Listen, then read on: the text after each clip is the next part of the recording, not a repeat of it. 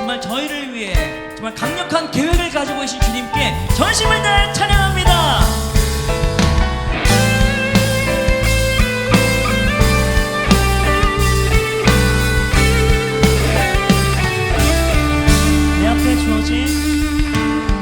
내 앞에 주어진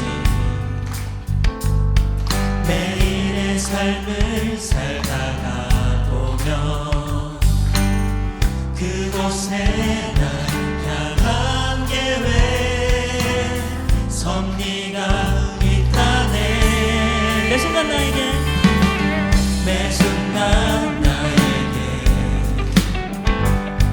요구하시는 작은 믿음들 그곳에 날 향한 계획 섭리가 있다네. 지금 여기 계시며 지금 여기 계시며 말씀해 주시는 하나님 내 삶에 역사하시는 신실한 나의 하나님을 찬양해.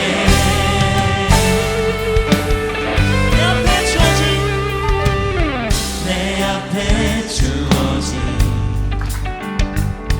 매일의 삶을 살다가 보면 그곳에 날 향한 계획 섭리가 있다네. 매 순간 나에게 매 순간 나에게 요구하시는 작은 믿음들 요구하시는 작은 믿음들 그곳에 날 향한 계획 섭리가 있다네. 지금 여기 계시며 말씀해 주시는 하나님 내 삶에 역사하시는 신실한 나의 하나님 지금 여기 계시며 지금 여기 계시며 말씀해 주시는 하나님 내 삶에 역사하시는 신실한 나의 하나님 변함이 없는 변함이 없는 영원한 그 사랑 영원한 그 사랑 어두운 내 삶의 빛으로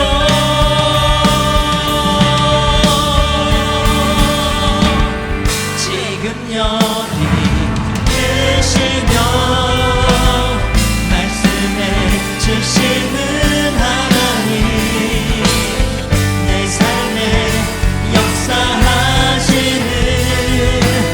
신실한 나의 하나님 지금 여기 계시며 지금 여기 계시며 말씀해 주시는 하나님 내 삶에 역사하시는 신실한 나의 하나님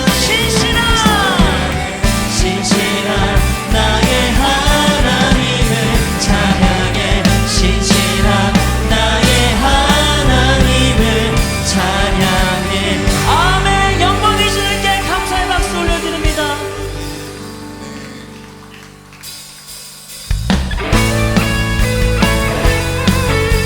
정말 저희의 낮은 마음을 주님께서 기뻐하십니다. 정말 영광이 주님께 전심을 다해 찬양합시다. 나의 가장 낮은 마음 나의 가장 낮은 마음 주님께서 기뻐하시고 작은 일에 큰 기쁨을 느끼게 하시는 것 내가 지쳐 무력할 때 주님 내게 힘이 되시고 아름다운 하늘나라 내 안에 주시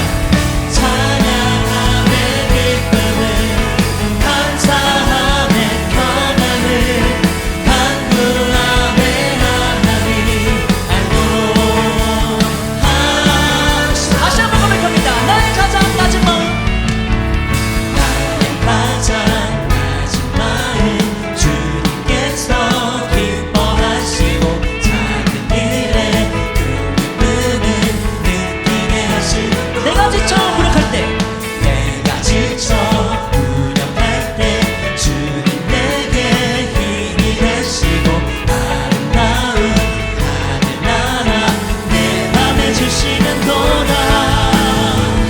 우리에게 축복하신 하나님 사랑 낮은 자를 높여주시고 아름다운 하늘나라를 허락하셨습니다. 아름다운 하늘나라 허락하시고 내 모든 것 예비하시네. 찬양함의 기쁨을 찬양함의 기쁨을 감사함의 평안을 간구함의 하나님 알도록 하셔. 우리에게 축복하신 하나님 사랑 우리에게 축복하신 하나님 사랑 낮은 자를 높여주십니다. 낮은 자를 높여주시고 낮은 자를 높여주시고 하늘나라 허락하시고 내 모든 것 내 모든 것 예비하시네. 찬양함의 찬양함의 기쁨을 감사함의 평안을 간구함의 하나님 알고 우리 이번에 여러분들의 목소리로 시작합니다. 찬양함의 기쁨을 찬양함의 기쁨을 감사함의 평안을 간구함의 하나님 다같이 알도록 하셨네. 마지막으로 찬양함의 감사함의 평안을 간구함의 하나님 알도록 하셨네. 아멘. 찬양받기 합당하신 주 예수 그리스도를 전심을 다해 찬양합니다. 할렐루야. 다 같이 자리에 앉아서 찬양하시겠습니다.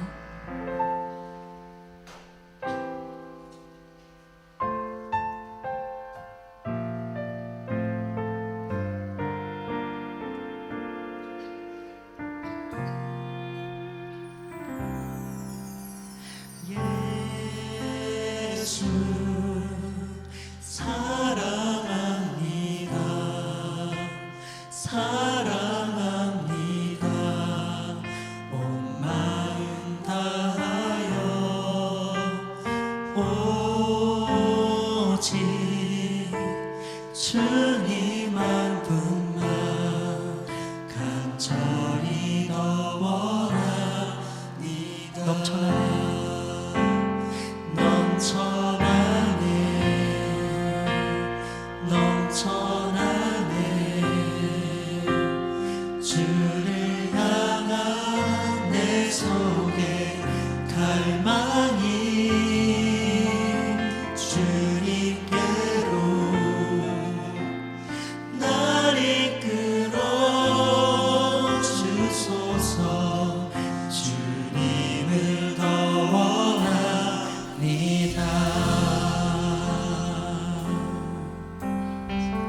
예수 사랑합니다. 예수 사랑합니다. 사랑합니다. 온 마음 다하여 오직 주님 한 분만 간절히 더 원합니다. 넘쳐나네. 넘쳐나네 넘쳐나네 주를 향한 내 속에 갈망이 주님께로 날 이끌어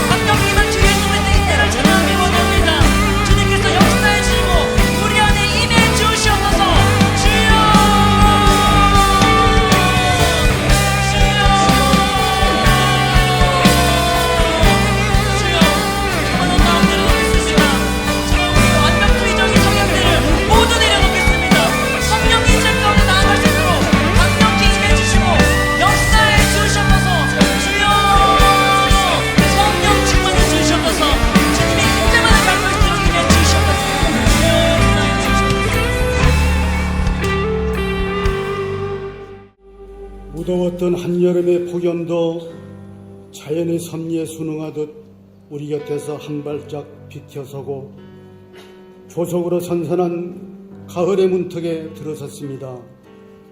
무더운 여름의 열기를 지나 가을이 선선한 바람이 불어오듯 저의 신앙도 새롭게 회복되어지고 부흥케 하시고 더욱 성숙해지도록 인도해 주시옵소서. 어지러운 세상 가운데 저희들 변함없는 사랑으로 품어주시고 모든 환난과 위험으로부터 지켜 보호하여 주심에 진심으로 감사를 드립니다. 거룩한 주일을 맞이하여 저희들 주님 앞에 나왔습니다. 혼탁한 세상 속에 살아가면서 저희들 부지불식간에 지은 죄, 하나님의 자녀로서 본이 되고 빛과 소금의 역할을 감당하지 못하고 살아왔습니다. 이 시간 저희들 겸허한 마음으로 회개하오니 긍휼히 여겨주시고 우리의 죄를 용서하여 주시옵소서.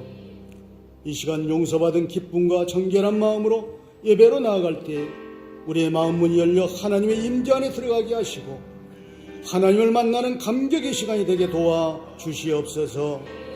마음과 뜻과 정성을 다해 경배와 찬양으로 예배를 올려드릴 때 우리 하나님 기쁨으로 받아주시고 한없는 은혜와 복을 내리어 주시옵소서. 지난 모든 여름 사역들을 은혜 중에 잘 마치게 하셨고 이제부터 가을 사역이 본격적으로 시작이 됩니다. 리더 캠프와 구호대회 회복 캠프를 진행하며 분위기가 이제 조성이 되었으며 오늘 가을 사역 선포식을 기점으로 대장정에 들어갑니다. 가을 행복 모임과 도고기도 사역, 전도 사역, 양육과 훈련 사역 등 모든 사역이 잘 준비되게 하시고 복음의 절대 능력으로 영혼들을 구원하는 행복 모임이 되게 도와 주시옵소서. 이번 가을 사역을 통해 모든 성도들이 영적 성장을 이루고 균형 잡힌 영적 리더들로 세워 주시옵소서. 우리 교회가 이번 가을 사역을 통해 큰 부흥을 이룰 수 있도록 역사하여 주시옵소서. 영적 유산을 물려줄 다음 세대를 세우는 일에 교회가 더욱 적극적으로 관심을 기울이고 기도하게 하시며 올 하반기에 펼쳐질 사업들이 차질 없이 진행될 수 있도록 교회 재정도 풍성하게 채워 주시옵소서. 15단기 선교사로 박주환 형제를 파송합니다. 남은 기간 동안 준비 잘할 수 있게 도우시고 물질과 기도로 후원하여 나가는 선교사로 보내는 선교사로 서로 연합하여 열방을 구원하는 제자 삼는 세계 비전을 이룰 수 있게 역사하여 주시옵소서. 오늘도 하나님의 말씀을 선포하실 목사님에게 성령의 기름을 부어주시고 생명의 말씀을 전하실 수 있게 축복하여 주시옵소서. 늘 영육을 강건케 하시고 사모님과 가족들의 건강과 모든 필요를 채워주셔서 목회사역 잘 감당할 수 있게 도와주시옵소서. 우리 교회가 올해 장로, 안수집사, 권사의 직분을 잘 감당할 귀한 일꾼을 택하여 세우게 됩니다. 성경적 기준과 교회법에 준하여 하나님의 뜻에 합당한 자들을 불러 세우게 되는데 하나님께서 크게 축복하여 주시고 이 일을 통해 우리 교회가 한 계단 성장하는 일에 큰 힘을 얻는 계기가 되게 역사하여 주시옵소서. 9월 15일부터 18일까지 교단 총회가 열립니다. 하나님의 말씀의 기초에 세워지고 연합과 일치를 이루어 하나님의 영광이 드러나는 성총회로 성료될 수 있게 역사하시고 축복하여 주시옵소서. 지금도 불황의 늪에서 헤어나오지 못하고 여대 야소의 여당의 일방적 독주를 견제하지 못하는 불균형의 정치 지형 속에 있는 이 나라, 정치적 불안감이 늘 짓누르고 있고 주변국들과의 불편한 관계로 늘 긴장감을 늘 수가 없습니다. 이 나라와 이 백성을 불쌍히 여겨주시고 지켜 보호하여 주시옵소서. 대통령을 비롯한 유정자들에게 미래를 내다보는 해안을 주시고 겸손한 자세로 국가를 섬길 수 있게 역사하시고 축복하여 주시옵소서. 오늘도 하나님 앞에 올려드리는 할렐루야 찬양대와 찬양단이 영감 넘치는 찬양을 받으시고 또 여러 모양으로 봉사하고 헌신하는 성도들과 믿음을 온전케 하고 찬양과 감사로 예배하는 모든 성도들이 가정과 사업장과 직장과 삶의 터전 위에 복을 내리시되 잘 잘되고 번창하여 날마다 주께 영광 돌리는 삶이 되도록 축복하여 주시옵소서.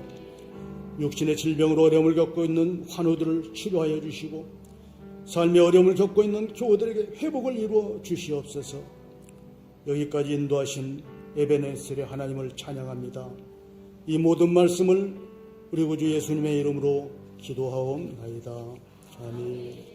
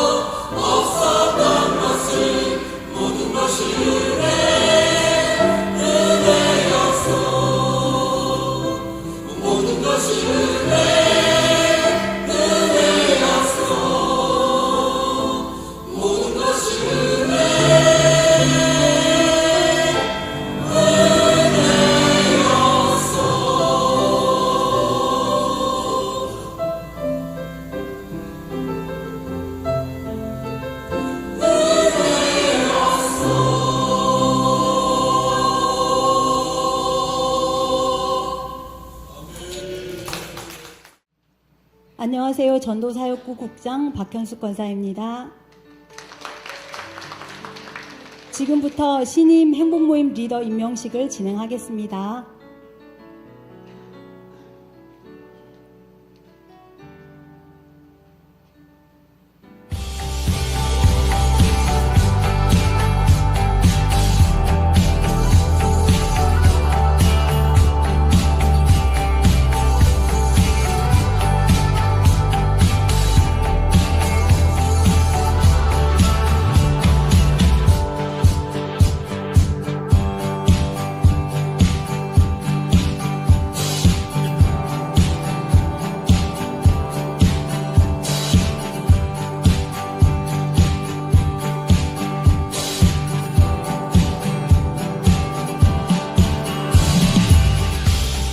안녕하십니까. 청년 A-1 목장 홍성빈 집사입니다.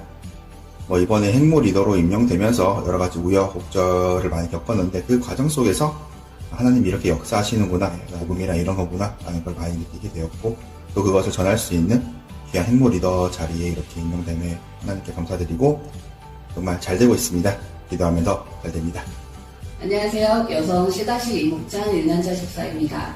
이번 제자 훈련하면서 처음으로 가을 행복모임 인도하게 되었는데요. 배운 대로 성령의 능력에 의지해서 기도로 준비하도록 하겠습니다. 그리고 저에게 새로운 영혼을 보내주실 것을 믿고 기대하며 확신합니다.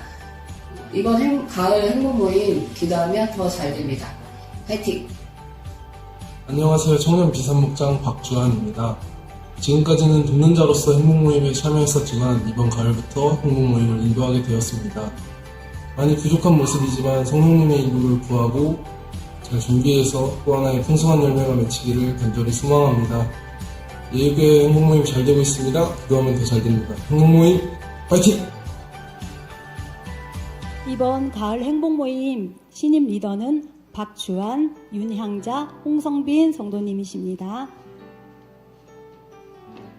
윤향자 성도 집사님 나오셔서 대표로 행복모임 리더 서약을 하시겠습니다.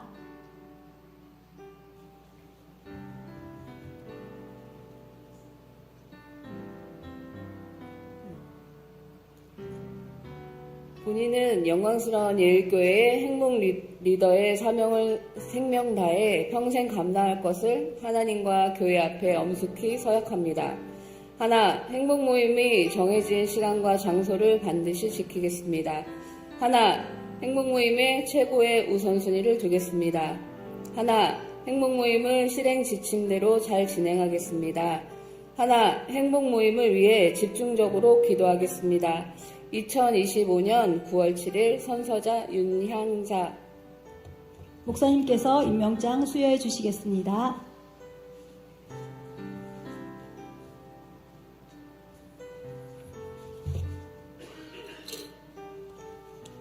행복모임 리더 임명장 제25-05호 성명 윤향자. 위 사람은 영광스러운 예일교회 행복모임 리더로 임명합니다. 2025년 9월 7일 대한예수교 장로회 예일교회 담임목사 강승신 대독.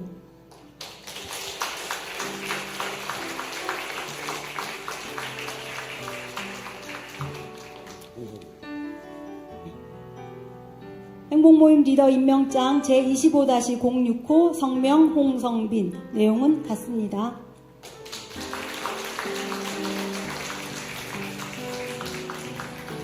신임 행복모임 리더는 인사하시고 내려가겠습니다. 차렷, 경례. 담임 목사님께서 가을 사역자 호명해 주시겠습니다. 자, 우리 2025년 가을 사역 이번에 감당하실 분들의 이 명단을 이 시간 호명할 때 자리에서 일어나 주시기를 바랍니다. 행복모임 리더 강미령, 강혜진, 권진희, 김경숙, 김민지, 김성국, 김성민, 김윤경, 김은숙, 김은희, 김종아, 김지연, 김태환, 나승미, 박성인, 박영자, 박주환, 박혜인, 박현숙, 박형훈, 손정혜, 양나연, 유홍주, 윤향자, 이미선, 이은숙, 이혜경, 이형정, 이혜수, 임소은, 이명미, 장재영, 정은주, 주예훈, 최민선, 홍성빈. 자리에서 일어나시기를 바랍니다. 영광스러운 복음을 전하는 행복모임 리더로 이번 가을 사역에 귀하게 쓰임받을 줄로 믿습니다. 이번에는 월요 도고 기도회 팀원입니다. 강미령, 강혜진, 김미정, 김성민, 김용숙, 김영일, 김은숙, 김은희, 김종화, 나승미, 문혜영, 박성인, 박영자, 박혜인, 손정혜, 안선명, 오김석, 유홍주, 윤선정, 윤준희, 윤향자, 이성근, 이은숙, 이혜경, 이형정, 이혜수, 이명미 이상입니다. 자리에서 일어나시기를 바랍니다. 주일 예배 도구기도의 사역자입니다. 김경숙, 김화심, 나승미, 노창선, 박영자, 손정혜, 윤선정, 윤향자, 이성근, 이승길, 이혜경, 정일수, 한미라, 한영자, 황귀순 이상입니다. 일어나시기를 바랍니다. 릴리 도구 기도회 사역자입니다. 강미령, 강혜진, 김경수, 김미정, 김순열, 김영일, 김은숙, 김은희, 나승미, 박영자, 박현숙, 손정혜, 안선명, 유홍주, 윤선정, 윤양자, 이은수, 임소은, 이성근, 이승길, 이유경, 이형정, 이혜경, 임영미, 정세희, 정영아, 정은주, 홍성빈 이상입니다. 또 매일 전도팀입니다. 매일 전도팀은 아침마다 월요일을 제외한 모든 아침에 나오셔서 전도 현장에서 종일 전도하시는 분들을 말합니다. 강혜진, 김순열, 김은수, 박영자, 박현숙, 유홍주, 윤향자, 이혜경, 이명미, 한미라 이상입니다. 일어나시기를 바랍니다. 노천카페 사역팀입니다. 강미령, 강혜진, 김현옥, 박현숙, 서덕이, 윤향자, 이혜경, 이명미, 홍성빈, 권진희, 마송이, 정세희 이상입니다. 자리에서 일어나시기를 바랍니다. 이 외에도 내 이름이 불리지 않았는데 하셔도 주님이 아십니다. 사역하시기 원하시는 분들은 참여하시고 함께 하시면서 하나님이 현장에서 역사하시는 기쁨을 누리실 줄로 믿습니다. 네, 이상입니다. 다음으로는 2025년 가을 행복모임 사역 소개를 하겠습니다. 행복모임은 이 도시를 복음화하는 성경적인 전도 소그룹 모임입니다. 행복모임은 현대인의 상황에 맞춰 복음을 전하고 학교, 직장, 아파트, 병원 등 우리 삶의 모든 터전에서 행복모임을 열어 복음으로 진정한 행복을 경험하도록 도와주어야 합니다. 주님은 지금 행복모임을 열어 복음을 전할 일꾼을 찾고 계십니다. 행복모임 진행 방법은 소그룹 행복모임과 1:1 행복모임으로 진행되며 함께 기도하고 팀을 이루어 불신자들과 좋은 관계를 맺고 행복모임으로 초청하여 복음을 전합니다. 한 지역을 거점으로 영혼을 살리고 일꾼을 찾는 행복모임이 누룩처럼 확장되어 두 날개의 천호역 비전이 이루어질 것을 확신합니다. 이번 가을 행복모임 기간은 9월 7일부터 11월 15일까지 10주입니다. 구호는 어디든지 행복모임 땅끝까지 기쁜 소식입니다. 가을 행복모임의 구성은 장년 26개, 청년 12개, 청소년 해피스쿨 6개, 어린이 해피퀴즈 4개, 총 48팀으로 편성되었습니다.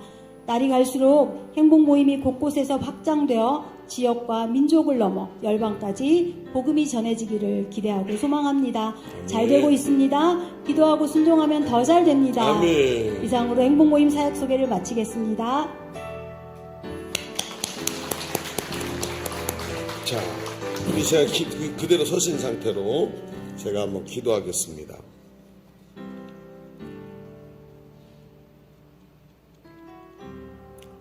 기도보다 먼저 이제 가을 사역을 제가 선포하도록 하겠습니다. 이제 나는 하나님께서 제게 주신 권위를 가지고 2025년 우리 예일교회 가을 사역이 시작된 것을 성부와 성자와 성령의 이름으로 선포하노라. 아멘. 다시 한번 박수하겠습니다. 우리 이번에는 구호를 제창하겠습니다. 그대로 일어선 상태로 구호맨 나오시죠. 구호맨은 우리 이번에는 김성민 집사입니다. 우리 예일교회 남성팀의 비주얼을 담당하고 있는 우리 김성민 집사님이 구호맨으로 수고하겠습니다. 박수 한번 하겠습니다. 네, 안녕하십니까. 저 이번 구호맨 맡은 김성민 집사입니다. 잘 부탁드립니다. 네. 네. 자, 구호 준비. 할렐루야. 다시 한번. 구호 준비. 할렐루야. 어디든지 행복모임 땅끝까지 기쁜 소식. 어디든지 행복모임 땅끝까지 기쁜 소식. 부천시를 주님께로. 박수로 마무리하겠습니다. 네, 목사님 말씀 전해주시겠습니다. 자, 기도하겠습니다. 하나님 감사합니다. 이렇게 귀하게 가을 사역을 우리 모두 한 마음으로 같이 시작하게 하시니 감사합니다. 사람의 힘으로 능으로 되지 아니하고 하나님의 신으로 된다 하셨사오니 우리에게 성령을 부어 주옵소서. 맡은 자들에게 구할 것은 충성이라 하셨사오니 우리 충성함으로 잘 감당하여 하늘 면류관 쓰는 그날 하나님 앞에 부끄럽지 않게 기쁨으로 주 앞에 서는 우리가 되게 하여 주옵소서. 모든 것을 채워주시고 권능을 부어주시며 담대한 믿음으로 잘 감당할 수 있도록 축복하여 주옵소서. 하나님께 모든 영광이 되기를 원하오며 예수님의 이름으로 축복하며 기도하옵나이다. 아멘. 우리 다시 한번 하나님께 영광 올려드립니다. 자리에 앉겠습니다. 아멘. 우리 하나님 말씀 같이 보겠습니다. 하나님 말씀은 마태복음 13장 31절로 33절의 말씀. 우리 한 목소리로 같이 합독하겠습니다. 마태복음 13장 31절로 33절의 말씀. 한 목소리로 합독합니다. 시작. 또 비유를 들어 이르시되 천국은 마치 사람이 자기 밭에 갖다 심은 겨자씨 하나를 같으니 이는 모든 씨보다 작은 것이로되 자란 후에는 풀보다 커서 나무가 되매 공중에 새들이 와서 그 가지에 깃들이느니라. 또 비유로 말씀하시되 천국은 마치 여자가 가루 저말 속에 갖다 넣어 전부 부풀게 한 누룩과 같으니라. 아멘. 자, 여러분, 오늘은 가을 사역이 시작되는 날이고 행복모임 선포식을 우리는 조금 전에 했습니다. 오늘부터 어제부터 우리 금요일부터 리더반을 시작으로 모든 일정은 시작되었고, 이제 오늘은 양육이 이제 4시 반에 딱 예배 마치고 양육이 시작되고, 그리고 내일 아침부터 행복모임이 쫙 진행이 됩니다. 그래서 오늘 보니까 작년이 49팀이라고 그랬는데, 아니, 전체가 49팀이라고 그랬죠? 48개 팀이 시작이 돼요. 그런데 지금까지 우리가 하면서 행복모임이 가면 갈수록 줄는 게 아니라요, 가면 갈수록 많아집니다. 1대1 행복모임이 늘어나기 때문에. 그래서 전도된 사람들에게 행복모임이 2주차에 또 생기고 3주차에 또 생기고 해가지고 끝날 때는 시작할 때보다 훨씬 많아집니다. 그래서 저도 이번에 하나님께 구하기는 시작될 때는 48개였지만 끝날 때는 60개가 될 줄로 믿습니다. 제가 믿음이 좀 작은가요? 70개가 될 줄로 믿습니다. 아멘 소리 보니까 좀 더 커야 되겠다. 80개가 될 줄로 믿습니다. 그렇죠. 여러분, 행복모임은 복음을 계속 확장해가는 곳입니다. 그래서 복음이 확장되기 때문에 행복모임이 시작될 때보다 끝날 때가 항상 개수가 많습니다. 여러분, 이번에도 마찬가지죠. 모든 행복모임이 현장이 성령이 일하시고 영혼이 구원받고 일꾼이 세워지는 현장이 되기를 주님의 이름으로 축원합니다. 여러분, 오늘 우리는 이 말씀을 보면서 이런 생각을 좀 해야 됩니다. 예수님은 말입니다. 예수님께서 공생애를 시작하시면서 첫 번째로 하신 말씀이 성경에 기록되어 있는데, 그 첫 번째 선포하신 말씀이 뭐냐면 회개하라 천국이 가까워왔느니라 라는 말씀입니다. 여러분, 성경을 가만히 들여다보면 예수님께서 전하신 말씀의 주제는 언제나 하나님 나라였습니다. 예수님은 제자들을 둘씩 짝지어 보내시면서도 그들에게 하나님 나라가 가까이 왔다라고 회개하라고 선포하라고 말씀하셨습니다. 나중에 사도 바울도 복음을 전하면서 하나님 나라에 대해서 얘기했고 하나님 나라가 가까이 왔다고 선포했습니다. 이것은 바로 나라라는 개념 속에서 봐야 되는 것이지요. 여러분, 우리는 이 말이 무슨 뜻인지 잘 모릅니다. 왜냐하면 이 나라라는 개념을 이해를 잘 못하기 때문에 그래요. 나라가 뭐지요? 나라는 통치입니다. 나라는 민족과 나라는 달라요. 민족은 혈연이지만 나라는 법과 선포되는 법과 그 법이 다스리는 통치를 말하는 거예요. 그런데 예수님께서는 민족을 말하지 않고 나라를 말씀하셨다는 거예요. 생명의 성령의 법이 선포돼서 하나님의 통치가 임하는 나라를 말하는 것입니다. 우리 속에 여기 있다 저기 있다 할 것이 아니요 하나님 나라는 너희 속에 있다 하셨고 그 나라가 우리 가운데 시작되게 하신 분이 예수님이시란 말입니다. 하나님의 나라가 우리 가운데 임하면 지금까지 우리를 다스리던 죄와 사망의 법이 떠나고 생명의 성령의 법이 우리를 다스리시는 줄로 믿습니다. 그때 하나님의 통치가 시작이 되는 거예요. 그러면서 죄와 어둠 속에 신음하던 사람들이 그 나라에서 참된 자유와 해방을 누리게 됩니다. 행복모임은 바로 하나님 나라를 선포하는 곳입니다. 단순히 두세 사람이 모이는 곳이 아닙니다. 예수님이 말씀하신 것처럼 내 이름으로 두세 사람이 모인 곳에 나도 그들 중에 함께 있겠다고 하셨습니다. 바로 이것이 행복모임입니다.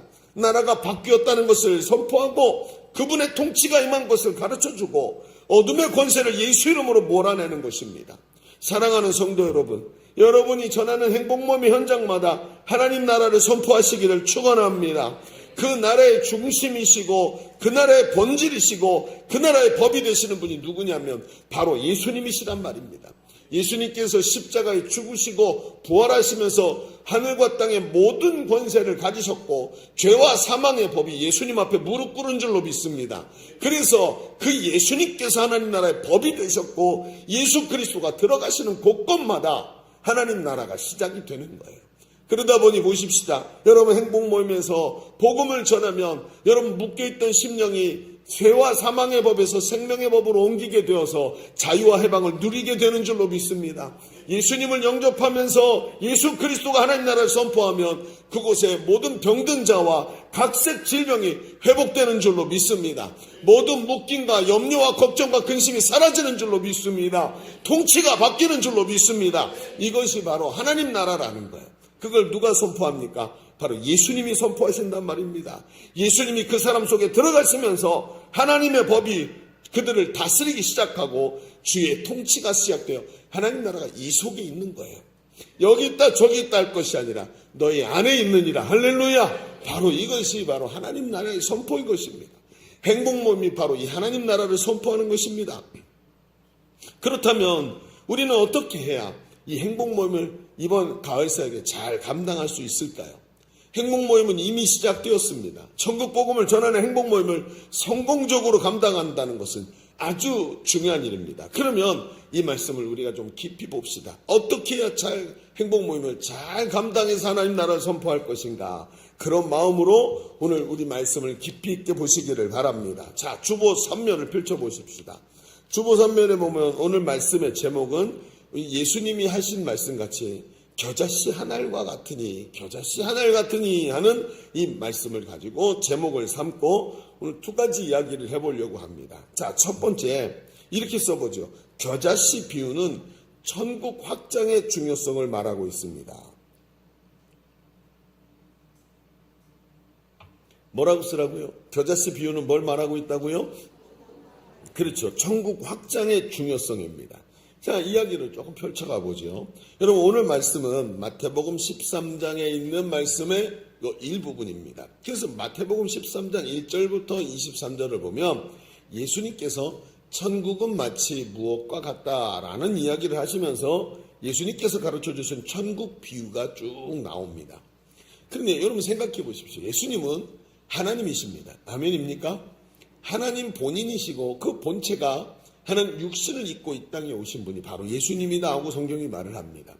예수님은 천국을 이미 천국에 계신 분이었고 그 천국을 알고 계십니다. 그리고 우리에게 그 천국을 비유로 설명하시는 거예요. 왜냐하면 천국, 영적인 세계인 천국이 육신을 가지고 물질 세계를 사는 자들에게 어떻게 설명해도 이해가 안 되는 거예요. 여러분 생각해 보시죠. 집에 강아지를 키우시죠. 강아지한테 컴퓨터를 한번 설명해 보시죠. 이해가 될까요? 안 됩니다.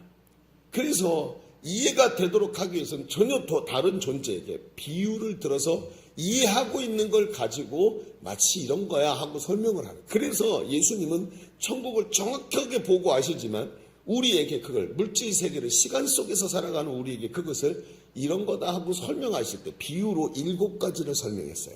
자, 제가 7가지를 간단하게 말씀드릴 텐데 이 7가지의 공통점 또는 이 7가지를 통해서 예수님이 설명하고 있는 천국이라는 게 도대체 하나님 나라가 어떤 모습인지를 한번 상상해 보시죠. 자, 첫 번째는 뭐였냐면 예수님께서 씨 뿌리는 비유를 통해 말씀하셨습니다.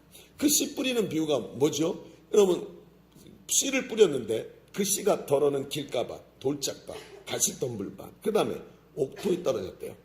근데 옥토에 떨어진 게 100배, 60배, 30배 열매를 맺었다. 이러면서 천국은 이것과 같다. 자, 여기서 중요한 게 뭐죠?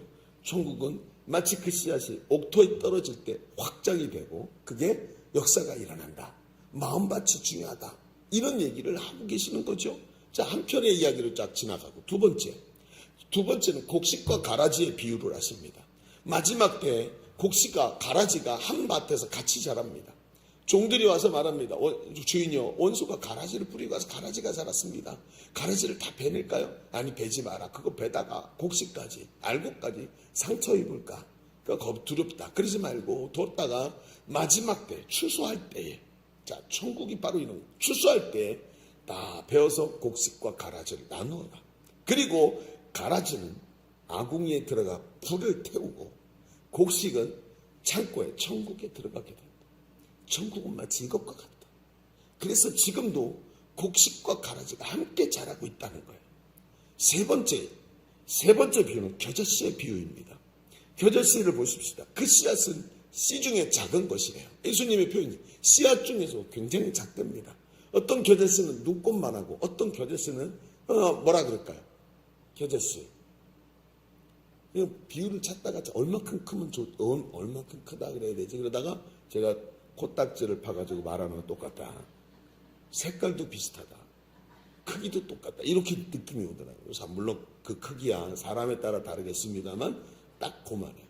진짜로 작습니다. 근데 요게 어떻게 된다고요? 나중에 커져서 이렇게 자라는 덤풀 정도가 아니라 나무처럼, 여러분 겨자씨가 자라니까 한 3m 자란답니다. 그렇게 커져서 새들이 와서 깃들이게 된다. 천국이 어떻다는 거예요? 작은 거지만 결국에 천국의 결론은 커져서 모든 새들이 와서 깃들일 정도로 커진다. 이거죠. 그 다음에 네 번째는 누룩의 비유입니다. 처음에는 미미합니다. 누룩이라는 게 뭐죠? 이스트, 우리가 말하는 떡을 반죽해서 부풀게 하게 만들 때 쓰는 것이죠. 우리의 전통에서는 그게 막걸리 안에 들어있는 이스트를 빵에다 넣어가지고 부풀게 했었죠. 그럼 여러분 이게 뭐죠? 여러분 누룩이 한 줌 요만큼, 한 줌이라 해서 이만큼이 아니라 요만큼 한 꼬집을 이렇게 잡은 거죠. 잡아서 넣었는데 가루 소말을 부풀게 한대요. 여러분 이거 가루 소말 부푼 거 보셨습니까? 큰 빨간 대야, 그 뭐죠? 저거 할 때 쓰는 거, 김장할 때 쓰는 큰 대야에다가 가득 채우면 소말이 부푼 모양이 됩니다. 그러니까 하나는 푹 커지는 거예요. 그 가루 소말이 요 한 줌이 들어갔더니 전체를 장악하게 된다는 거예요. 하나님 나라의 특징이 뭡니까? 구석에서 시작된 것 같은데 전체를 장악합니다. 예수 그리스도가 마음의 한 구석에 들어오신 것 같은데 전체를 장악합니다. 여러분 우리의 삶 속에 예수님이 들어오셨는데 전체를 장악합니다. 할렐루야. 이런 역사가 일어나는 게 천국의 비유라는 거예요. 천국의 모습이라는 거예요. 다섯 번째, 감추인 보화의 비유입니다. 어떤 사람이 밭을 기경하다가 밑에서 보물이 들어있는 상자를 발견합니다. 그러더니 그걸 덮어놓고 가서 자기 재산을 다 팔아서 그 밭을 삽니다. 왜 샀지요? 유대인에게 있어서 소유는 그 땅에서 나온 건 그 주인 소유입니다. 그게 개념이에요. 그러니까 이 땅이 지금까지는 살 필요가 없고 내 것으로 만들 필요가 없는데 이제는 내 것으로 만들어야 돼요. 왜요? 지금까지 말고 다른 것을 발견했기 때문에. 지금까지도 예수 믿었었지만 하나님 나라를 발견하고 나니까 이걸 내가 무조건 소유해야 되는 것으로 확 뒤바뀌는 거예요. 그래서 말입니다. 예수를 제대로 믿는 사람은 예수 믿는 것에 대한 가치가 확 뒤바뀝니다. 교회 나오는 일주일에 한 번 예배 드리는 정도가 아니라 저 하나님 나라가 보이기 시작하면 저 나라를 위해 투자하기 시작해요. 그 다음에 여섯 번째, 진주를 찾는 장사꾼 이야기를 합니다. 한 장사꾼이 있는데 이 사람이 진주를 알아봐요. 귀한 진주를 알아볼 수 있는 안목이 있습니다. 여행을 하다가 진주를 하나 발견했는데 이 진주가 얼마나 좋은지 이 진주를 얻기 위해서 자기가 가진 모든 것을 털어서 여기다 투자하기 시작했다는, 가치를 알아볼 줄 아는 눈을 가진 사람을 통해서 천국은 드러난다는. 일곱 번째, 그물의 비유입니다. 지금도 여전히 마치 어부가 그물을 치고 물고기를 쫙 모아들여서 그물에서 건져서 잡는 것처럼 천국은 지금도 팔을 벌리고 천국에 들어갈 사람들을 모으고 있다는 거예요. 이게 예수님의 천국 비유 7가지입니다. 그러면 봅시다. 정리해 봅시다. 몇 가지 특징이 나오죠. 천국의 본질을 말씀하시는데 첫 번째, 천국은 처음에는 미미하지만 점점 확장되고 나중에는 전체를 잠식한다. 천국의 특징이 뭐죠? 작은 겨자씨 같다는. 천국의 특징이 뭐죠? 대단해 보이지 않는다는. 천국의 특징이 뭡니까? 이 교회도 여전히 여러 교회 중에 하나지라고 생각하지만 하나님 나라는 그 작은 것에서부터 시작된다는 거예요. 연약한 한 사람을 통해 시작이 되고, 천국의 복음은 여러분 별거 아닌 것 같은 두세 사람이 모이는 행복 모임에서부터 시작이 된다는 것입니다. 여러분 아멘이십니까? 자, 두 번째, 그리고 이 7가지 이야기를 통해서 천국이 어떠냐? 천국은 바로 그 천국의 가치를 알아본 사람을 통해 천국이 확장된다는 거예요. 여러분, 제 행복 모임 리더들 오늘 일어섰죠. 저분들의 일어선 분들은 목사님이 막 안 하면 막 옆에서 하라고 막 부추겨서 하는 걸까요? 행복 모임을 하면 돈이 나와서 하는 걸까요? 행복 모임을 하면 뭔가 혜택을 주기 때문에 하는 걸까요? 전혀 그렇지 않습니다. 행복 모임에 그 복음의 가치를 발견한, 마치 밭에 보화를 감추인 보화를 발견한 사람과 같고, 그걸 통해서 마치 진주장사가 알아보는 것처럼 하나님 나라 가치를 알아봤기 때문에 이 일을 하는 거예요. 이런 사람을 통해 천국이 확장된다는 것입니다. 그리고 마지막 세 번째, 아주 중요한데, 이 천국이 확장되고 가치를 알아본 사람을 통해서 확장되어 나가는데 중요한 것은 이 천국의 씨앗이 어디 뿌려졌느냐인 것입니다. 그게 어디지요? 돌짝밭? 가시덤불밭? 아닙니다. 어디에 뿌려져야 돼요? 옥토밭에 뿌려져야 된다. 이게 이 세 가지가 예수님의 비유 속에 정확하게 드러나고 있습니다. 이럴 때 하나님 나라가 확장되어 가는 모습을 예수님은 천국의 비유를 통해서 계속 말씀해요. 오늘 우리가 읽은 본문이 그 세 번째, 7가지 중에 세 번째로 나오는 겨자씨의 비유입니다. 근데 그 겨자씨의 비유, 오늘 31절을 한번 읽어볼까요? 이렇게 말하고 있어요. 같이 읽습니다. 시작. 또 비유를 들어 이르시되 천국은 마치 사람이 자기 밭에 갖다 심은 겨자씨 하나 같으니, 이렇게 말을 해요. 여러분, 이 비유는 이런 얘기로 시작됩니다. 씨 중에 가장 작은 것이 겨자씨라는 전제를 가지고 있어요. 이 작은 씨를 뿌립니다. 그런데 오늘 성경은 이 씨를 어떻게 하냐면 흩어서 뿌린다라고 표현을 하지를 않아요. 여러분, 씨를 뿌리는 방법은 두 가지가 있습니다. 어떤 방법이 있을까요? 일부 예배 때 어떤 분이 바로 얘기하시더라고요. 농사 짓는 분인가 봐요. 씨를 뿌리는 두 가지 방법. 뭘까요? 흩어서 뿌리는 것과 그 다음에 점을 찍어서 심는 거죠. 두 가지 방법이 있습니다. 처음 들어보셨군요. 여기 계신 분들은 째려보기 시작했고, 여기 계신 분들은 아는 척하기 시작했어요. 여러분, 중요합니다. 성경에 뭐라고 썼냐면, 제가 앞에 뭐라고 했죠? 씨 중에 작은 것이라고 했어요. 그러면 어떻게 뿌려야 되죠? 흩어 뿌려야 되죠. 그런데 아까 31절에 이렇게 썼어요. 천국은 마치 사람이 자기 밭에 갖다가 뭐 했대요? 심었대요. 이건 지금 우리는 그냥 그런가 보다 읽었지만, 유대인들이나 이 시대에 이 말씀을 들은 이 1세기의 그리스도인들은 이게 그냥 보이는 얘기가 아닙니다. 사람은, 이 겨자씨는 심는 게 아니라 뿌리는 건데, 사람이 자기 밭에 갖다 하나씩 심은 한 알이라고 얘기를 하고 계십니다. 하나를 심는 방식으로 얘기했다. 이것은 상식과 어긋나는 방법입니다. 이것이 천국 복음을 전하는 특정한 방법을 제시하고 있는 것입니다. 행복 모임의 특징이 뭡니까? 한 사람 한 사람과 관계를 맺어서 그 사람의 마음속에 마치 이 겨자씨 같은 하나님 나라를 심기 시작하는 것입니다. 관계가 열리고 관계가 무르익을 때까지 섬기고 기다리는 게 필요해요. 그래서 행복 모임을 오래 하다 보면 오래 한 사람 사역자들의 수첩에는 수많은 사람의 이름과 그 사람을 위한 기도 제목과 이 사람의 전화번호, 이런 것들이, 가정사 같은 것들이 수첩에 가득 들어 있습니다.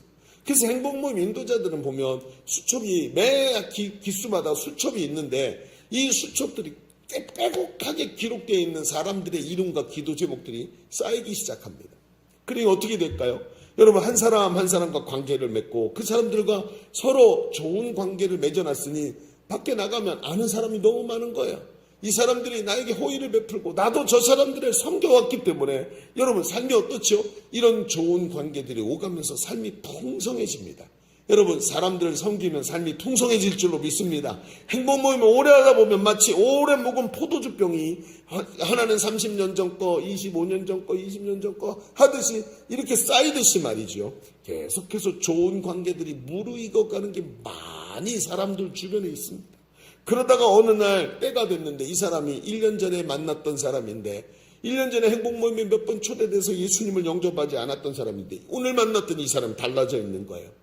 당신이 그때 말했던 그 말이 맞다고, 내가 1년 동안 살면서 하나님의 은혜가 얼마나 좋은지 모르겠다고 하는 이야기들을 하는 것을 들으면서 다시 그 영혼이 하나님께로 돌아오는 그 기쁨을 맛보기 시작하는데, 100년 전 포도주를 꺼내서 마시는, 모르시죠? 주님밖에 모르는 게 술 얘기를 하니까 이게 얘기가 되나? 그렇죠? 깊은 맛이 나기 시작해요. 깊은 향기가 나오기 시작하는 거예요. 여러분 그렇습니다.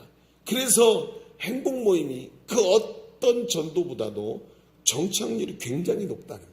우리 교회는 매일 전도도 합니다. 노천 카페도 합니다. 행복 모임도 합니다. 그런데 여러분 정착률이 제일 높은 데가 어디예요? 관계가 깊어져서 하나님께 관계를 통해 나오는 행복 모임의 정착률이 제일 높습니다. 그렇습니다. 이겁니다. 여러분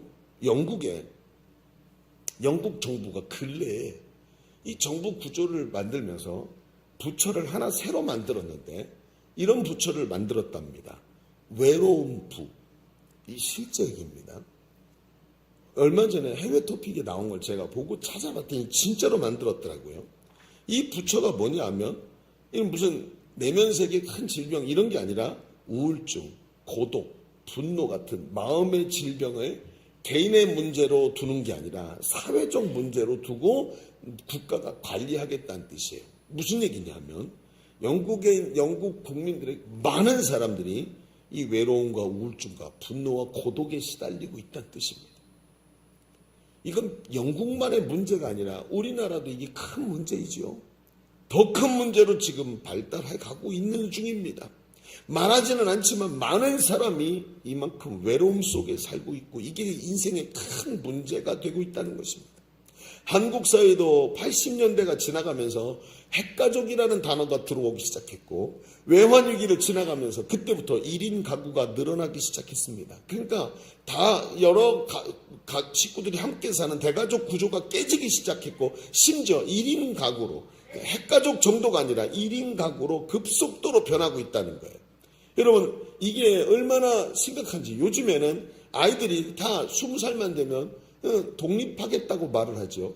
어제도 우리 교회 어떤 집사님이 이런 얘기를 해요. 아들이 이제 중학교 들어가는데 아이가 말하다 나중에 20살이 넘으면 독립하게 되면 누구와 어떤 친구하고 함께 자취를 하겠다고 얘기를 하더래요. 누가 가르쳤을까요? 여러분 누가 이걸 가르쳤을까요?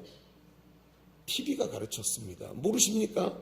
얼마 전부터 계속해서 연예인들을 부모님하고 사는 연예인들을 바보로 취급하고 독립하도록 만들어서 자취하게 만든 거예요. 여러분 기억나지 않으십니까? 요즘에 TV가 얼마나 악한 것을 아이들에게 가르치는지 모릅니다.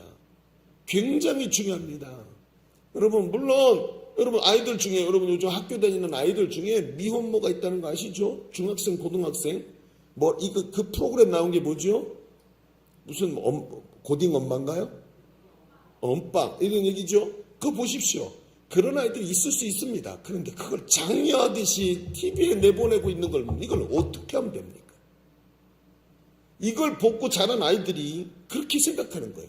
그러면서 여러분 아이들이 20살만 되면 독립하겠다. 여러분 아이들이요 20살 때부터 이때 인격이 형성이 됩니다. 요즘 아이들은. 삶이 뭔지를 배워야 되는데 친구들끼리 술 처먹고 배우는 거예요. 자기들끼리. 이걸 만들어 놨어요. 그러니 아이들이 이게 됩니까? 방송이 그렇게 가르쳐 놨으니까 아직도 미숙한데 자유를 얻었어요. 그러니 어때요? 자취방에 들어와가지고 성관계가 시작이 되고 애들이 심령이 깨지기 시작합니다. 이걸 부추기고 있어요. 잘 될 것 같지만 미성숙해가지고 관계에 상처를 받고 고독해지는데 아이들이 20대 중반을 넘기지 않았는데 고독에 빠져요. 왜? 관계의 상처가 깊기 때문에요. 다른 사람과 함께 하고 싶어 하지 않아요. 그리고는 핸드폰을 코앞에서 떨어뜨리지를 않습니다, 여러분. 스마트폰이 코에서 떨어지지를 않아요. 왜요? 이걸 떨어뜨리고 자기 현실을 보면 그때부터 괴롭고 외롭고 고독하고 별의별 게 다 오니까 이걸 딱 가려가지고 마비시켜버립니다. 그리고는 어떻게 해요? 1인 가구, 혼밥 이런 게 늘어납니다. 보십시오. 우리 주변에 혼밥이 얼마나 늘어났는지. 얼마 전에 관광지에서 혼밥을 하는데 혼밥하는 사람에게 핀잔을 줬다고 그거 난리 나가지고 지금 뉴스에 나오고 난리가 났었지요. 그 집 문 닫았답니다, 여러분.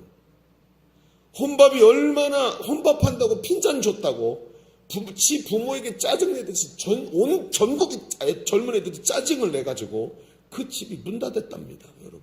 어떻게 하면 좋겠습니까? 혼밥 식탁이 어느 곳에나 있습니다. 고속도로 휴게소에 혼밥 식탁이 가득합니다. 여러분 일찍이 일본은 혼밥 문화가 늘어났다고 제일 먼저 시작됐대죠.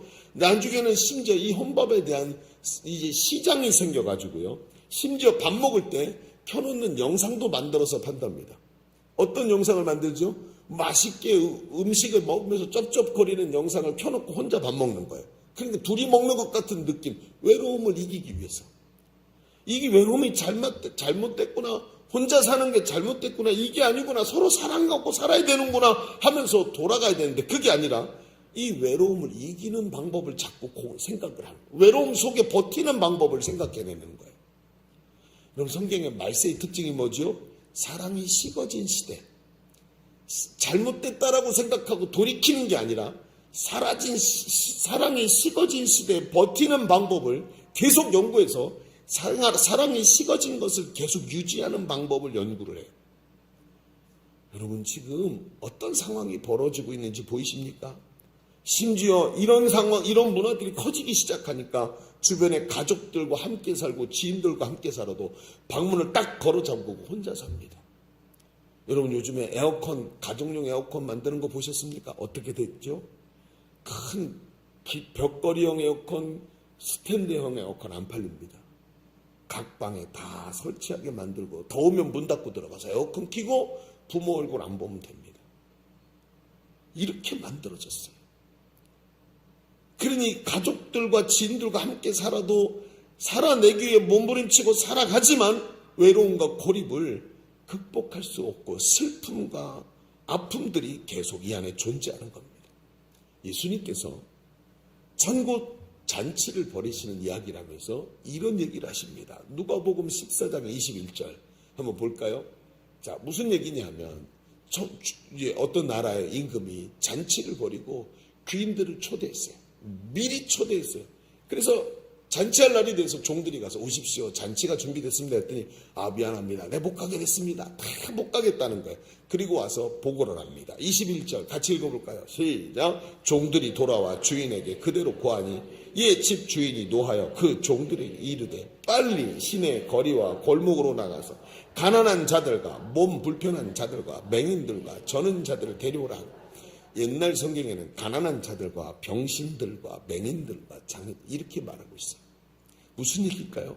고립된 사람들, 정말 외로워서 견딜 수 없는 그 사람들을 찾아가서 잔치에 초대하라고 예수님이 말씀하고 계시는 거예요. 여기가 어디죠? 옥토밭이란 갈급한 심령이라는 거예요. 지금 복음이 필요한 사람이라는 거예요. 아픈 사람, 아파서 의사를 찾는 사람처럼 갈급한 심령들에게 찾아가서 이 복음을 전하고 겨자씨와 같은 복음을 하나님 나라가 그 속에 들어가게 하라는 것입니다. 여러분 이들을 찾아가서 10주간 복음을 전하시기를 바랍니다.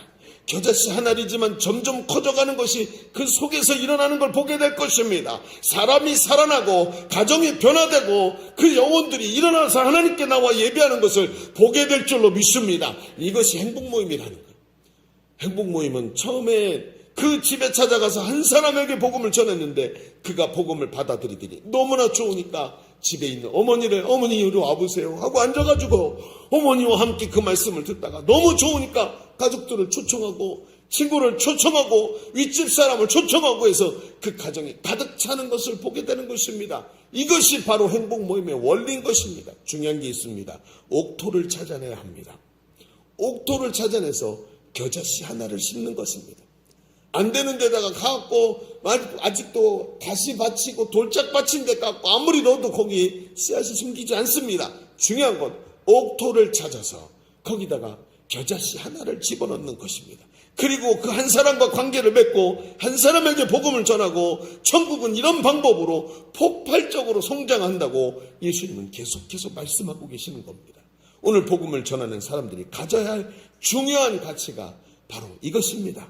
오늘도 이 분명한 하나님 나라 가치를 붙잡고 복음의 현장에서 승리하는 저와 여러분이 되기를 주의 이름으로 축복합니다. 자, 첫 번째 얘기를 좀 정리해 볼까요? 우린 지금까지 예수님께서 천국 비유를 통해 천국 확장에 대해서 말씀하시는 것을 보았습니다. 천국은 마치 겨자씨 하나를 심는 것처럼 심어야 하는 거예요. 한 사람에게 심습니다. 그런데 옥토밭에 심기는 게 중요하다는 것이죠. 이때 복음이 확장되고 하나님 나라가 늘어나는 것입니다. 주변에 사람을 찾으십시오. 기도하십시다. 그리고 외롭고 소외되고 하나님의 복음이 너무 필요해서 혼자 눈물 흘리고 있는 사람들을 불쌍히 여기며 그들을 섬겨서 그들에게 심으십시오. 행복 모임에서 겨자씨를 심으시기를 바랍니다. 그 씨앗이 창대해지고 확장될 줄로 믿습니다. 그런데 이 말씀을 같이 준비하는데 이런 생각이 드는 거예요. 행복 모임을 오랫동안 해오면서 제일 어려운 게 뭐냐면 행복 모임을 어떻게 하는지 몰라서도 아닙니다. 복음을 전하는 방법을 몰라서도 아닙니다. 아니, 왜 그럴까요? 왜 그러냐면 사람을 섬기는 게 어려워서도 아니고 행복 모임을 다 알고 있는데 왜 이렇게 어렵게 느껴질까요? 그 이유가 뭘까요? 여러분, 이제 이 질문을 가지고 해보잖아요. 왜 행복 모임을 우리 교회는 20년이나 했습니다. 근데 할 때마다 행복 모임 부담스럽고 어렵다고 느껴지는 이유가 뭘까요? 이렇게 좋은 건데 예수님은 계속해서 천국 복음을 겨자씨와 같이 심으라고 얘기하시는데 왜 힘들까요? 이유가 있어요. 이걸 오늘 우리가 두 번째 얘기에서 조금 더 봐야 됩니다. 자, 두 번째 얘기로 가볼까요? 두 번째 이렇게 한번 써보겠습니다. 겨자씨 비유는 확장을 말하면서 동시에 작은 것의 중요성을 강조하고 있습니다.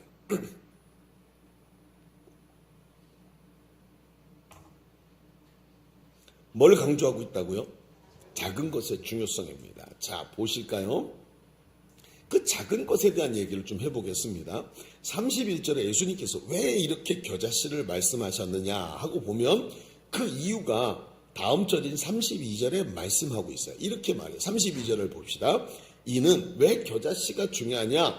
이는 모든 씨보다 작은 것이로되 작대요.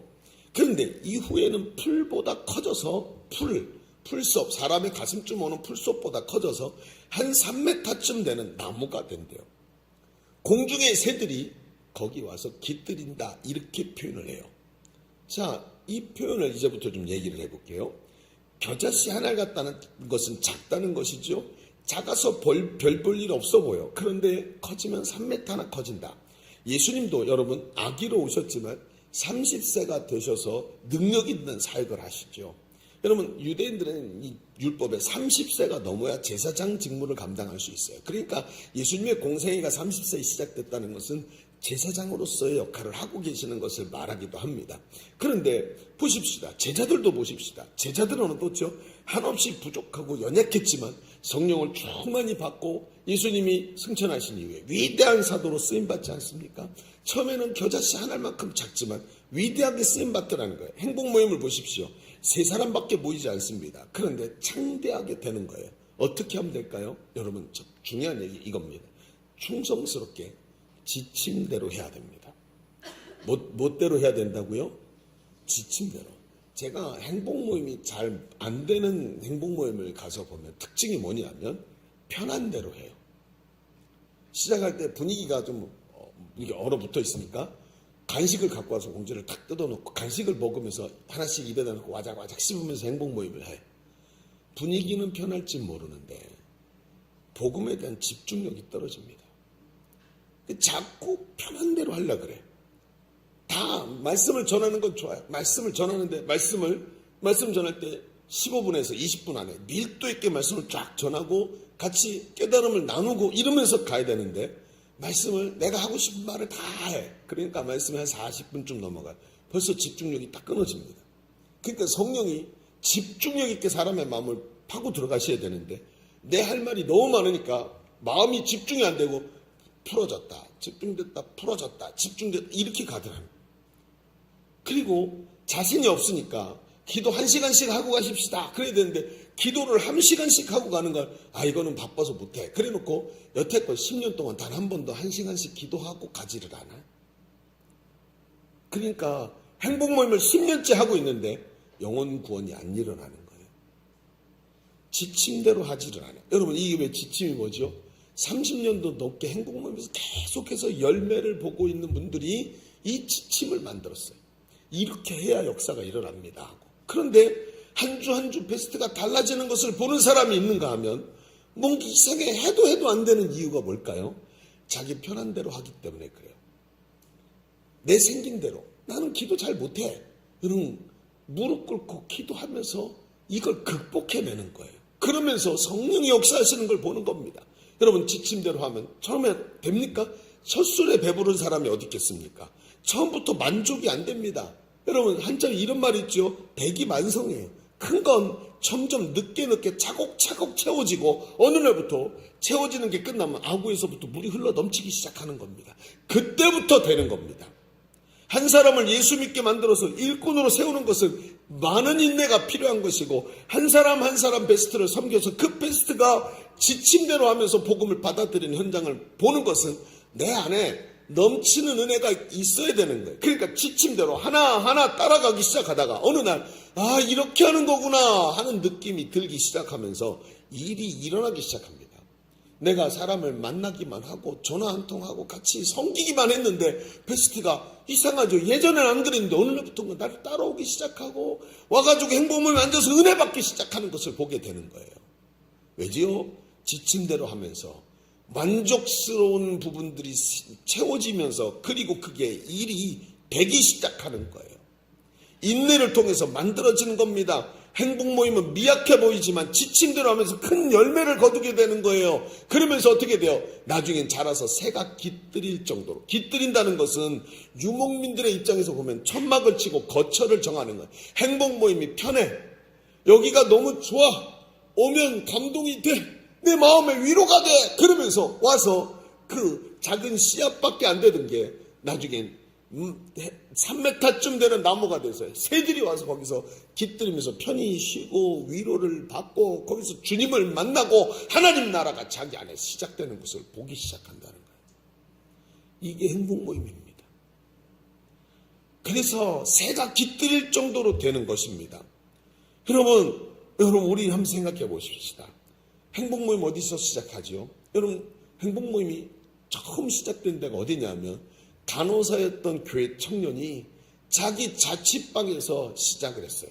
목사님이 사모님과 함께 찾아가가지고 그 방에 네 친구 한 사람만 데려와라. 그래갖고 4사람이 앉아서 시작한 게 행복모임이었습니다.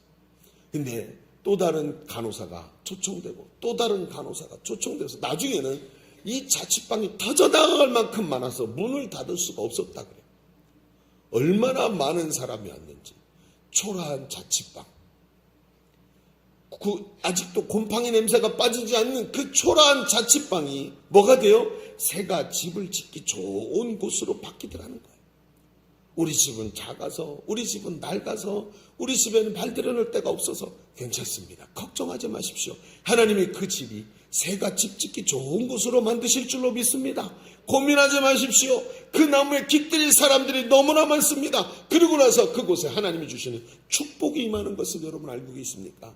한때 우리 교회에서 행복모임을 시작할 때가 되면 많은 분들이 저한테 와서 얘기했어요. 목사님, 저희 집에서 하면 안 될까요? 그때는 행복모임 뭔지 잘 몰랐어요. 근데 왜 이런 얘기를 했냐면 행복모임을 한번 그 집에서 하고 끝나면 그 집에 우환이 사라지는 거예요. 희한한 거죠. 그 집에서 여러분 10주 동안 복음을 전했는데 아주 베스트는 한두 사람 왔다가 그냥 끝나버렸어요. 근데 희한하죠. 그 집이 붙잡고 있던 어둠의 권세가 떠나버리는 거예요. 그 집에 있던 컴퓨터 게임에 깊은 중독에 빠져있던 아들이 컴퓨터를 치워버리고 직장에 취직을 하는 거예요. 이런 일들이 벌어지고 자꾸. 그러니까 행복모임을 하고 나면 여기가 복을 받는다는 것을 사람들이 알기 시작한 거예요. 여러분 어떻습니까? 거기 생명의 복음이 전하고 하나님 나라가 선포되니까 그 자리를 붙잡고 있던 어둠의 권세가 떠나버린 줄로 믿습니다. 이런 일들이 벌어지더라는 거예요. 그러니까 근데 여기가 뭐라고요? 겨자씨 하나 갖고 남에게 보잘것없는 자취방인지 모르는데 거기 하나님이 축복하시기 시작하는 거예요. 여러분 이게 얼마나 중요한 줄 아십니까? 그래서 어렵고 힘들어도 이게 별거 아닌 것 같고 나에게는 참 부담스러운 일인 것 같지만 작은 순종을 시작하는 거예요. 작은 순종을 하면서 안 되는 것 같지만 지침을 따라 하기 시작하고 안 되는 것 같지만 순종의 습관을 가지고 하나님 앞에서 마음을 정하고 시작하니까 그 장소에 하나님의 역사가 일어나는 것이 아닙니까? 여러분 복음이 이 땅에 선포되기 위해서는 순종이 필요한 것입니다. 작은 것이지만 충성스럽게 지침을 따라 감당하면서 작은 것에 순종하고 엎드려서 베스트를 섬기고 내 고집대로 하지 않고 희생하면서 순종하니까 그 순종을 통해서 하나님이 역사하시는 줄로 믿습니다. 이게 이렇게 중요한 겁니다. 여러분 생각해 보십시오. 출애굽 때 바로 왕이 하나님의 말씀을 듣지 않습니다. 마음이 완악해서 순종을 안 합니다. 그랬더니 하나님께서 10가지 재앙을 내리시죠. 10번째 재앙 때 장자가 다 죽는데 바로 왕의 장자도 죽는 재앙을 쳐맞더니 그리고 그제서야 행복을 합니다. 그런데 한번 생각해 보십시다. 바로가 왜 그렇게 완악해졌을까요? 10가지 재앙 중에 첫 번째 재앙인 피재앙과 개구리 재앙 때 바로 옆에 있던 마술사들이 그걸 흉내를 냅니다. 바가지에 물을 하나 떠갖고 왔고 피처럼 변하도록 뻘건 걸 뭘 탔는지 갑자기 물이 뻘개지는 걸 보여주는 거예요. 그래서 저 나일강 전체가 뻘개진 것과 비교해 보면서 보십시오, 우리도 할 수 있습니다, 이렇게 얘기를 합니다. 두 번째 재앙인 이 점쟁이들이 개구리가 올라오게 하는 것을 그 비슷하게 흉내를 냅니다. 근데 여러분 보십시오, 점쟁이 사주팔자 보고 그리고 저 무당들도요 가면 역사가 일어납니다. 그러나 여러분 아시죠? 거기 끝입니다. 거기까지밖에 없습니다. 왜냐하면 저 하급한 귀신이 그 뒤에 있기 때문에 그래요. 더 이상의 역사는 일어나지 않습니다. 마치 출애굽기에 이 요술사들이 하고 있는 장면을 연출하듯이 사람의 마음을 완악하게 만드는 데까지 끌고 갑니다. 그러나 여러분, 예수 그리스도가 우리에게 생명을 주심으로 사람은 우리에게 있던 모든 사주팔자와 운명이 끊어진 줄로 믿습니다. 이게 예수 그리스도가 하시는 일입니다. 이미 생명의 법으로 옮겼기 때문에 점쟁이 가서 점을 치려고 막 흔들어도 점괘가 안 나와요. 그래서 여러분, 점쟁이가, 예수 믿는 사람이 점쟁이한테 딱 가면 점쟁이가 제일 먼저 알아봅니다. 왜? 아무리 흔들어도 얘 주민등록 등본이 안 나오는 거예요. 이 과거가 어떤지 미래가 어떤지 알아야 되는데 여기 속한 사람이 아니에요. 그래서 뭐라고 얘기한다고요? 그리 가든지 이리 오든지 둘 중에 하나만 하라고 얘기하는 거예요. 점치고 부족하고 타로하고 죄의 법에 매여있는 사람들이 지금도 거기에 매여서 죽어가고 있는 사람을 예수 이름의 권세로 해방시켜야 되는 줄로 믿습니다.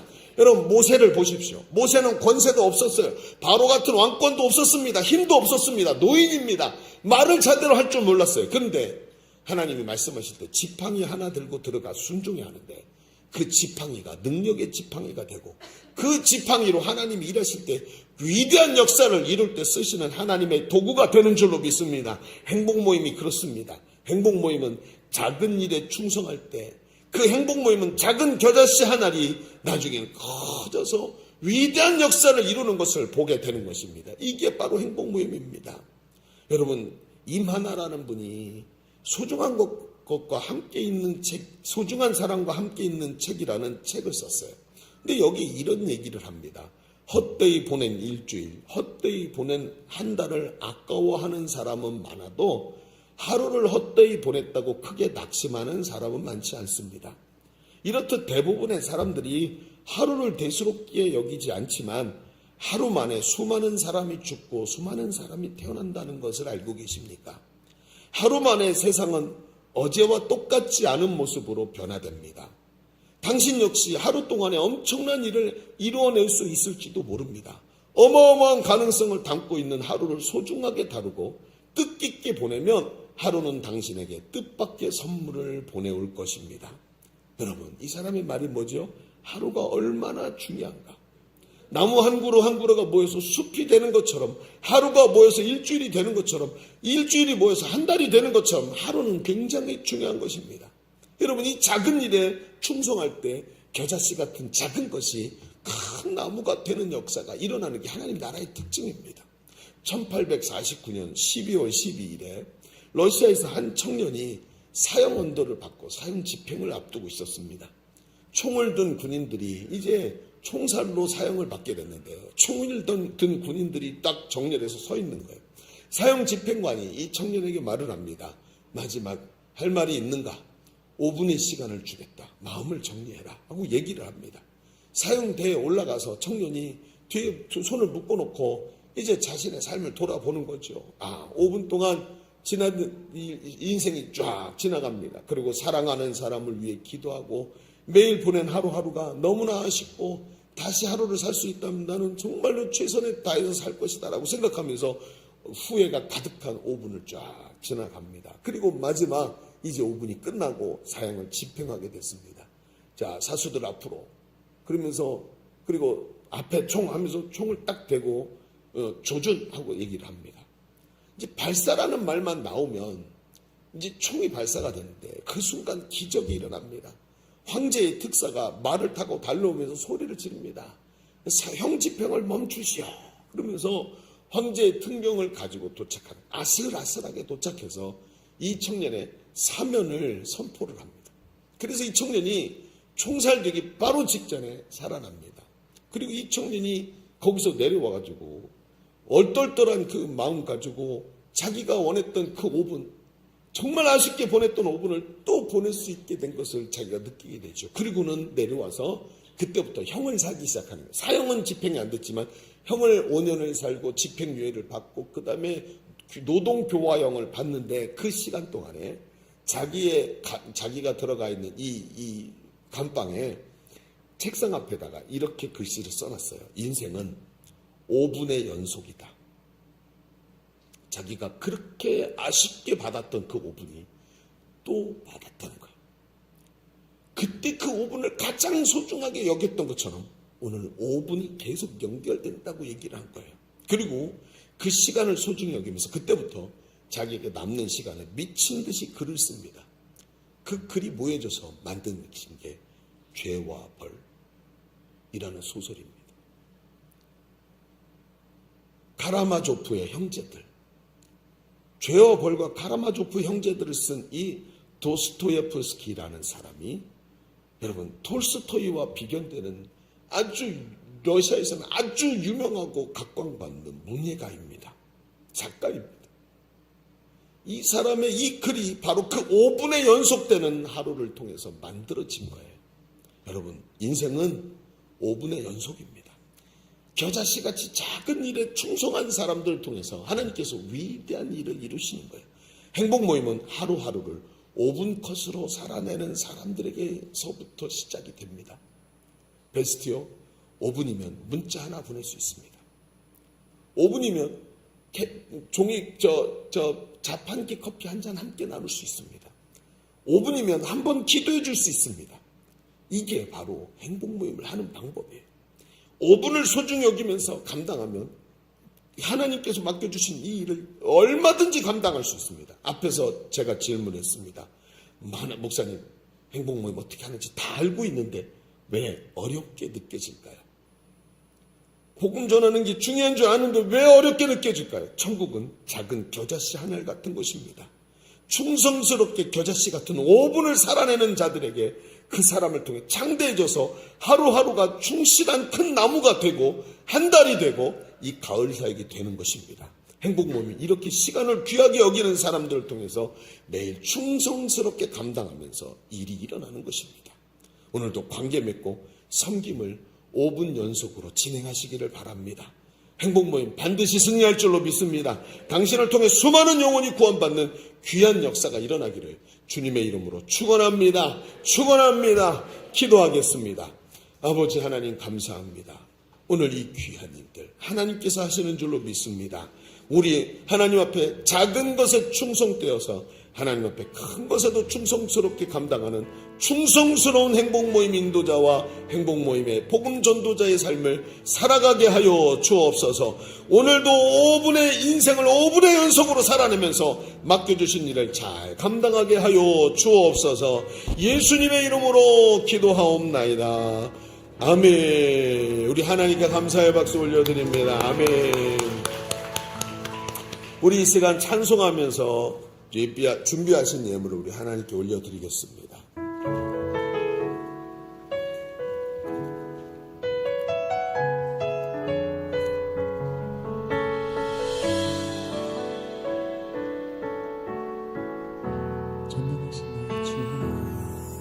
전능하신 나의 주 하나님은 능치 못하실 일 전혀 없네.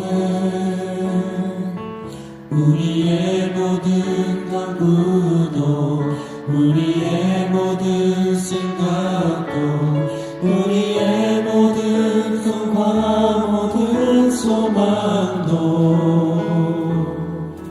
신실하신 나의 주 하나님은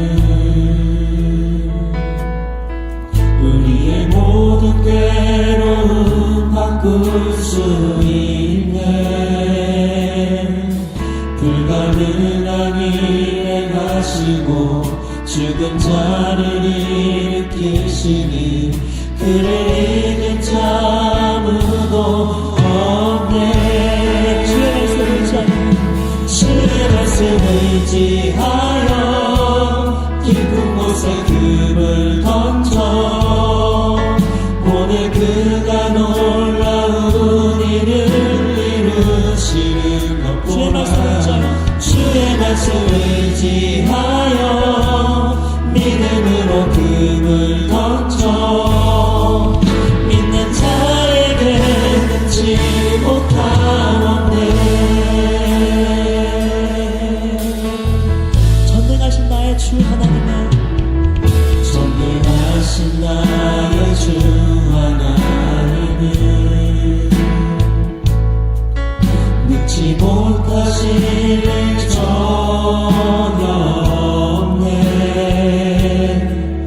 우리의 모든 간구도 우리의 모든 생각도 우리의 모든 꿈과 모든 소망도 신실하신 나의 주 하나님은 신실하신 나의 주 하나님은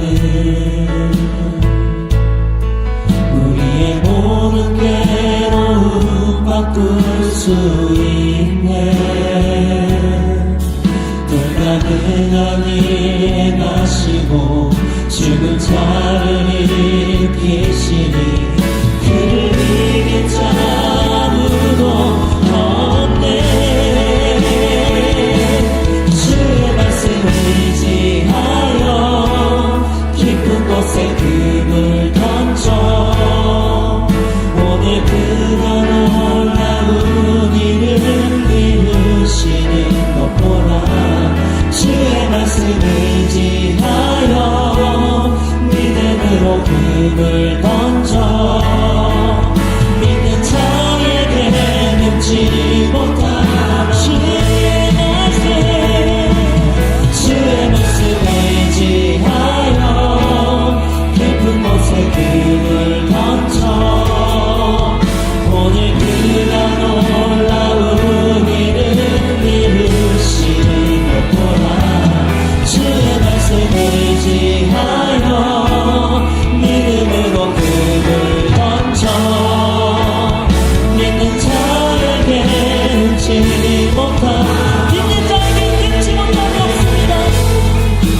믿는 자에게 능치 못함 없네. 아멘. 주님께 감사의 단에 박수 올려드립니다. 할렐루야. 감사합니다. 드려진 예물을 위해서 한번 기도하겠습니다. 거룩하신 하나님, 오늘도 이렇게 우리 가을 사역을 선포하고 온 교회가 같은 말 같은 마음 같은 뜻으로 용기 내어 달려가게 하시니 감사합니다. 뒤로 물러가 침륜에 빠지는 자가 한 사람도 없게 하여 주시옵시고 앞으로 달려가 표대를 향해 달려가며 하나님께 면류관 받는 자들 되게 하여 주옵소서. 오늘도 말씀을 붙잡고 충성스럽게 순종하며 달려가게 하여 주시옵시고 5분 컷으로 삶을 살아내면서 모든 삶의 현장마다 하나님께서 기뻐하시는 역사들 이루어내는 아름다운 주의 일꾼들 다 되게 하여 주옵소서. 성령의 능력을 부어 주시옵시고 한 주간의 삶의 현장에도 부족함 없이 채우시는 은혜를 누리게 하여 주옵소서. 오늘도 빈손으로 하나님께 오지 아니하고 예물을 준비해서 정성스럽게 주 앞에 바친 주여 귀한 손길들을 기억하여 주시옵시고 저들의 손이 비지 아니하도록 하나님 채워주시고 전대가 비지 아니하도록 풍성히 역사하여 주시오며 삶의 현장마다 축복과 은혜가 넘쳐나게 하여 주옵소서. 돌아가는 발걸음 지켜주시고 한 주간도 승리하는 삶 되게 하여 주옵소서. 이제는 우리 구주 예수 그리스도의 은혜와 아버지 하나님의 지극하시고 만극하신 사랑하심과 성령님이 우리 가운데 내주하시고 함께 하시는 은혜가 오늘 모여 예배하는 모든 주의 사랑하는 자녀들 머리머리 위에 행복 모임을 시작하며 담대히 달려나가기를 굳세게 다짐하는 자들 머리머리 위에 주님이 핏값으로 사신 주의 몸된 교회 위에 또 이 나라 이 민족 위에 이제로부터 영원토록 함께 계실지어다. 아멘.